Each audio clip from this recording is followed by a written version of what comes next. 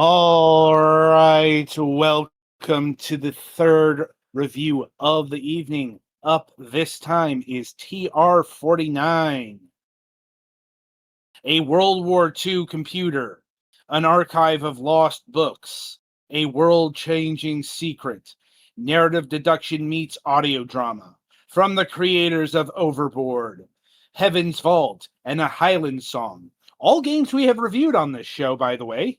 Mm-hmm. Indeed, that means this game comes to us from our friends over at Inkle. Um, and this apparently was conceived as one of their more experimental works, not just in terms of, as an actual game, but also an experiment to create something in the Godot engine, also a price experiment, but more on that later. So this game was assigned to the Golux for review, so over to him for the details.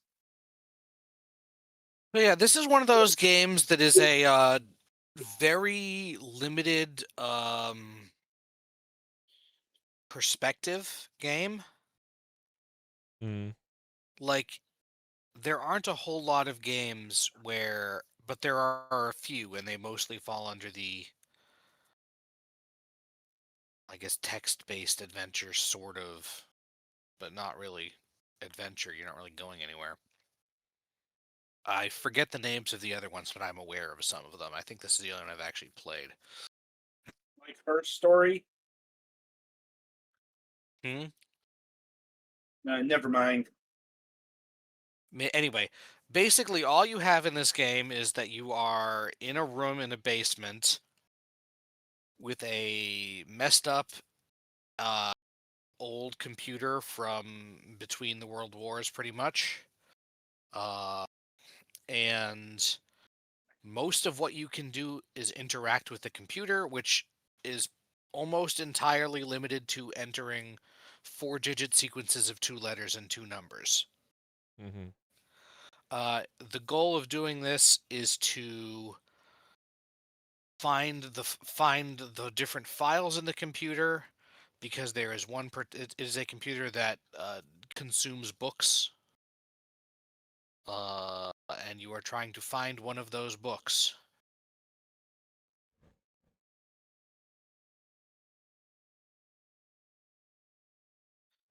So, as other than the computer, you have, and the text excerpts that it brings up, you have a notebook that you use to keep track of entries that you've found, because all of the entries are coded by the 2 letters and 2 numbers, and then a lot of them don't have titles, and you have to find what the titles are and then assign them to the correct things.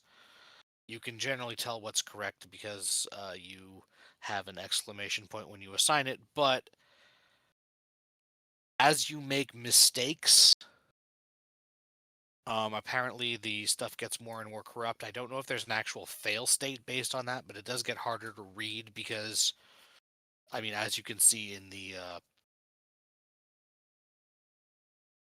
Steam trailer, if you're watching, sometimes the characters in the text get replaced with other characters.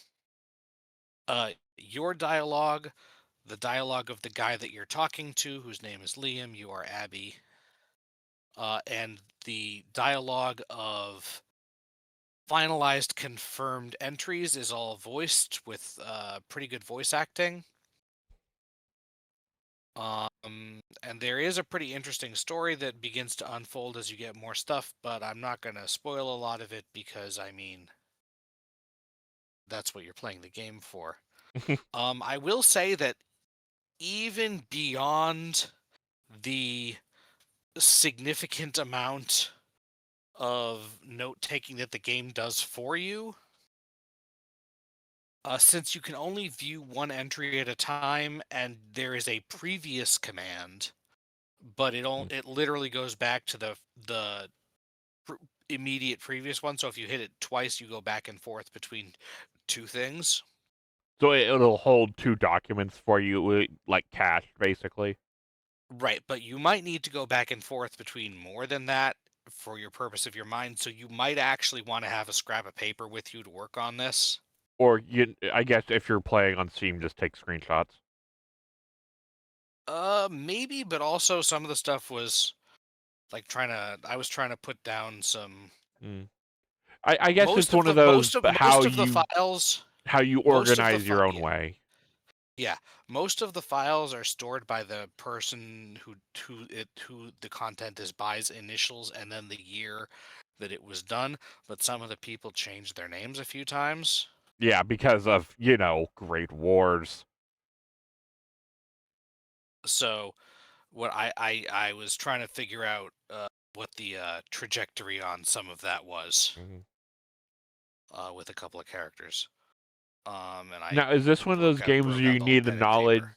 you need a little bit of a knowledge of history to really get, or is it like just like a self-contained story?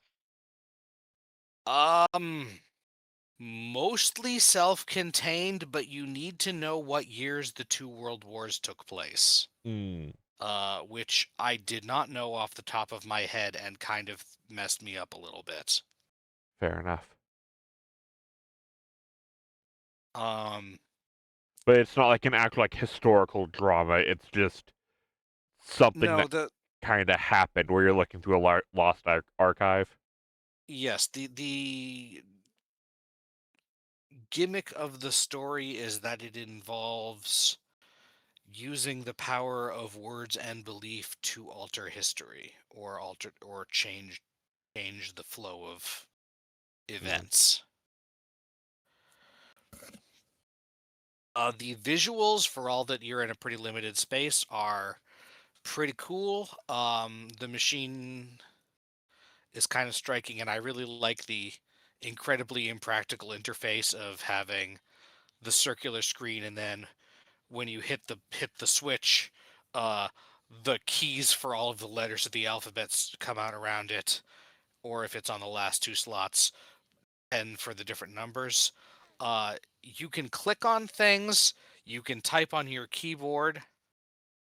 Um, One thing that I found slightly annoying is that for whatever reason, and I will leave feedback about this, the numpad is not active if your keyboard has one of those. Yeah, I could see that being an issue. Like the row of numbers above the QWERTY works, but the 9-key keyboard off to the side doesn't, and I generally prefer to use that. Yeah, as someone who did a lot of data entry stuff, the numpad is my friend. Uh-huh. Would I have more desk space if I got a 10 keyless keyboard? Yes, but I love my 10 key. Mm-hmm. You'll pry it away from my cold dead carcass. Same with my disk drive. Mm-hmm. So yeah, that is kind of the main thing. And I Mm. feel like I can't go into too much more details than that. You do occasionally step back and forth from the monitor a bit, but there's no like actual moving around unless it's I due to the weather today, I had more time than usual to play this, so I have made pretty significant progress. Mm. And there hasn't been any circumstance that involves leaving the computer. So looking at kind of like the notes things that they've been popping up on here, does it like try and chart out who the people's initials are? Yes. Once you know, when you come across a person's name in the thing, they get a page.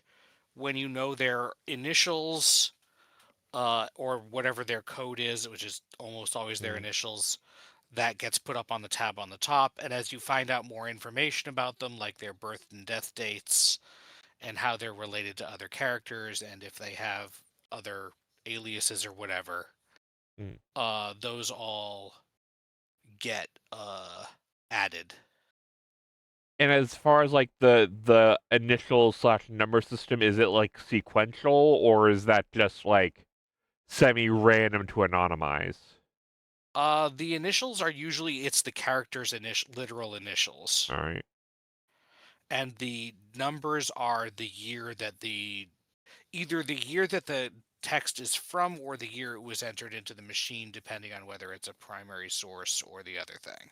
So you're not going to be like going through all the numbers and letter combinations. Well, maybe no. Generally, you're gonna get like the person's name in the text from another thing, and that and the initials in a thing, and then the years. Each file has the year it was put in written on it, and a lot of them reference things happening years before or after that. Because of the way my brain works, I had a lot of off by one errors, but I was able to fix that. And there's not going to be any like AA like 00 for like the first entry. It's just it predominantly goes by date or by year rather. By year, spanning from I think the earliest ones I've gotten were from like 1900 or from like well, okay, there were some things from before 1900. So sometime in the 1800s to like approximately the 2000s, I think. Amusingly, the Bible is one of the citations. As I feel free to say this because of it's in the trailer footage we're looking at here. The Bible is cited as GA00, as in God, the Alpha, the year zero. Fair. I believe. I mean, so yeah, that's the. You do you. But yeah, that's the kind of I guess since you're also dealing with World War II, is there stuff in different languages you need to worry about, or is it all translated into English? It has all been translated into English. I believe the device was made by British people, so. Well, because World War Some II, of the things there have could accents. there could be the possibility of dealing with German secrets. I have not come across anything that was written in another language. Fair enough. So yeah, that's pretty much what the game. It's similar to. I guess Obra and there are a couple other games that are like that, where the whole point is like matching up the right file number with the name of the thing. Right. Or there are some like on. other computer simulation games where you're left in charge of some sort of computer being abandoned or what have It reminds me of the game Her Story. Conceptually, I think that was one of the ones I was thinking of. Yeah, that sounds familiar. Yeah, it also in a way reminds me of Vile, because I saw a video on that recently. The computer. There are also a few other weird things, like sometimes the computer will glitch out because of events, and there is at least one small text adventure that's programmed in. Do you, like when it glitches out? Is there any like moments where you have to try and fix it, or is it just something you need to come back later to, or trying to put you off that path? It generally leads you through a few things, and then once it's done, you can just return to your previous entry. Or enter another entry. The glitching out is always on the screen rather than the. Because as you can see, they have a cathode ray tube of some sort here, but then they have a very, very, I guess it's digital, but very physical number flippy thing for the actual right entry thing, and the audio out on the device is one of those old radios that looks like a church. Right.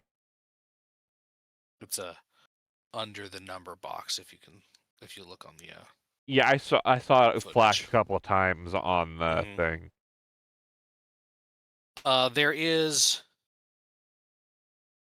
Your all-time options are all the time options in the lower right-hand part of the screen that are like the actual just user interface are look at your notebook, assign a name to a page if you're on one, and in the middle there's a speaker thingy, which is also the space button does that, which you can generally use to have your character say something.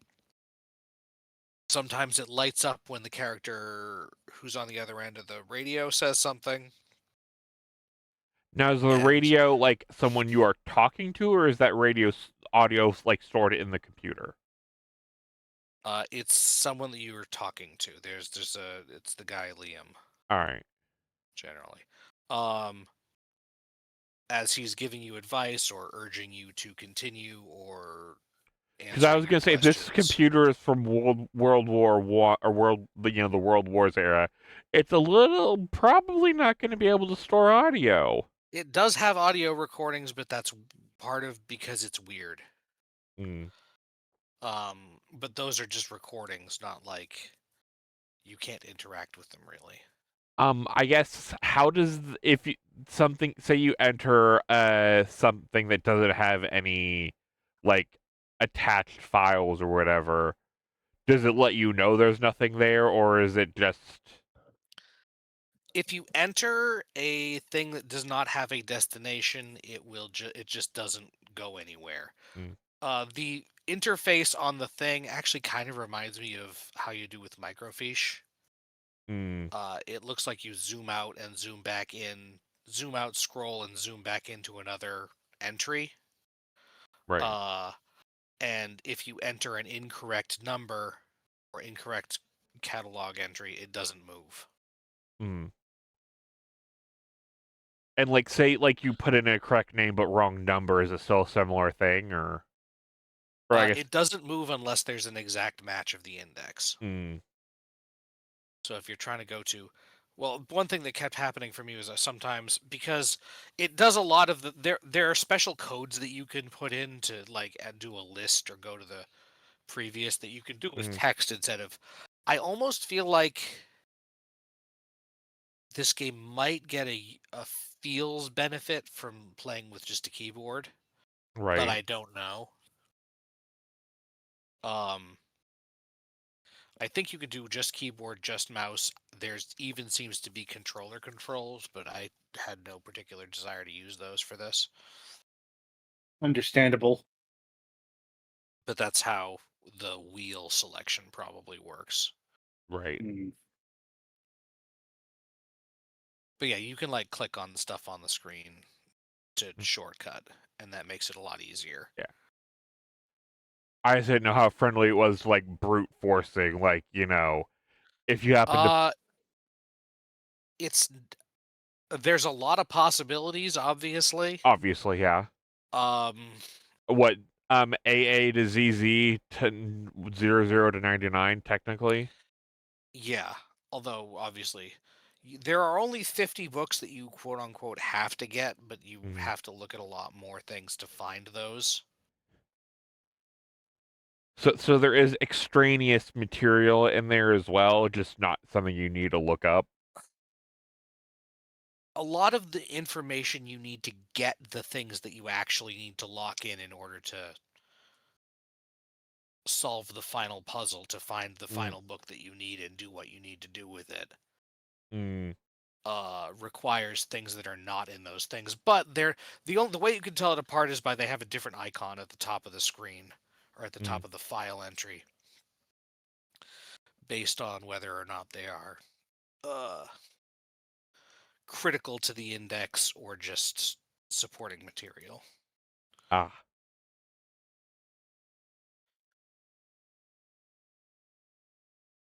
um Was I saying something that I got sidetracked on? Mm, No idea. I don't think so. Yeah, generally you can't brute force an entry whole cloth.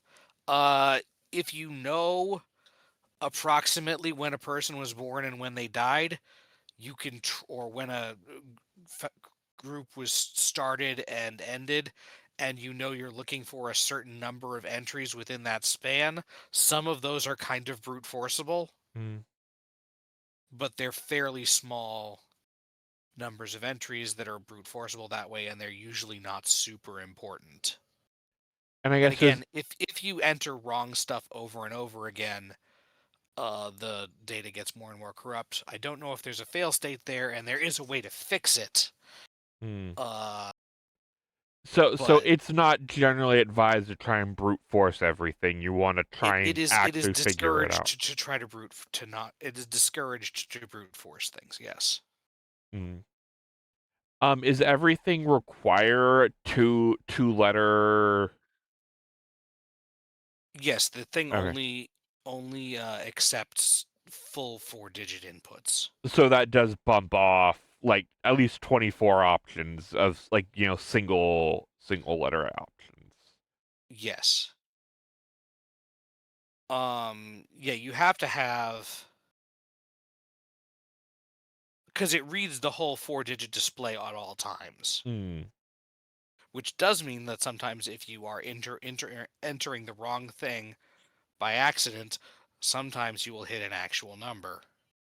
Ah. Because like if you're putting in, if it's on TR-49 and you're going to enter DC-12, but DC-19 is an actual thing, it will take you to DC-19. Most of the mistakes that I've made that way are from, because some of the codes use like you're spelling a 4-letter word using letter numbers that look like letters. In which case, for example, TR-49 could be trap, although I believe it is not. Sometimes my brain forgets that they have to be the first 2 letters of the second 2 numbers, so I enter like letter number, and it doesn't like that. So sometimes I you end up on the wrong thing. I was just about to ask something and my brain just exploded.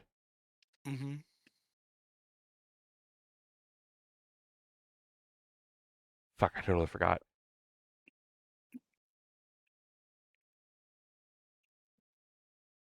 Anyway, moving on.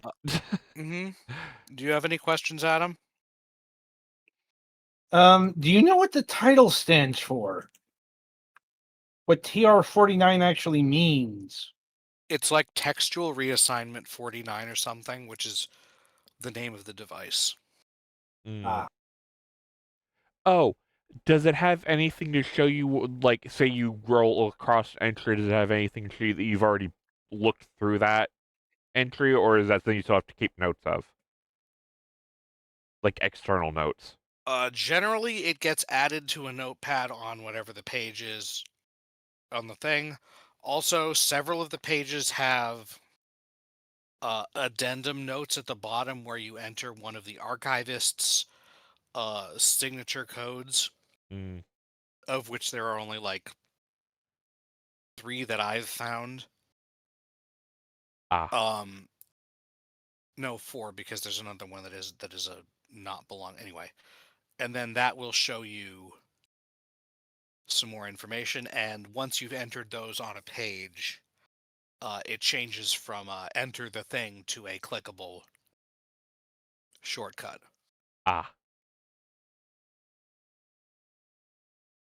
So generally you can tell if you've seen a thing before. I think it also does a loading thing the first time you get to one. And obviously, if you've confirmed the name and stuff, it reads the text out. And the whole thing is generally not corrupted compared to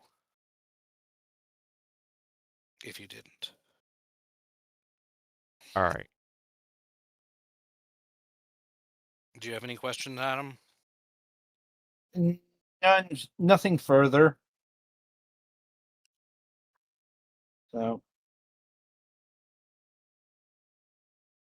So yeah, I actually already know the price on this one. I believe they said they were doing it as $7, which I think you had something you were going to say about that. Yeah, so apparently Inkle did this as a bit of an experimentation with price to see if people would pick it up as an impulse buy. Mm.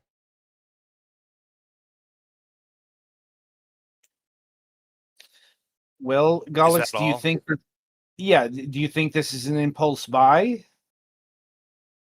I mean, I think I would probably pay significantly. I would probably pay more than $7 for this, based on knowing what it was. I don't have Mm, the choice of looking over it in the store and seeing, that's I would that pay is a that good, for that because yeah, it was given to me beforehand. true. Um, I suppose from my perspective, I think this might be a bit esoteric for an impulse buy. Yeah. Not Yeah, so if much it's the. bad for an impulse, the reason it wouldn't be an impulse buy isn't the price. It's the It's subject the Mhm. game. matter. It's the game format. If you're not into like text-heavy mystery things Mm. that don't have much action or anything, uh, then I don't think it would probably appeal to you enough to be an impulse buy. Mhm. You know. Right. But I mean, that's the kind of game that Inkle generally makes is fairly low action. I mean, Highland Song had like platforming in it, but kind of. But besides that, But you like know what I mean? the crowd who would be looking for like an RTS or an action game probably aren't going to be picking this up on impulse. Right. That said, if this kind of game is appealing to you at all, then I think it's $7 is a steal. Mm. Fair enough.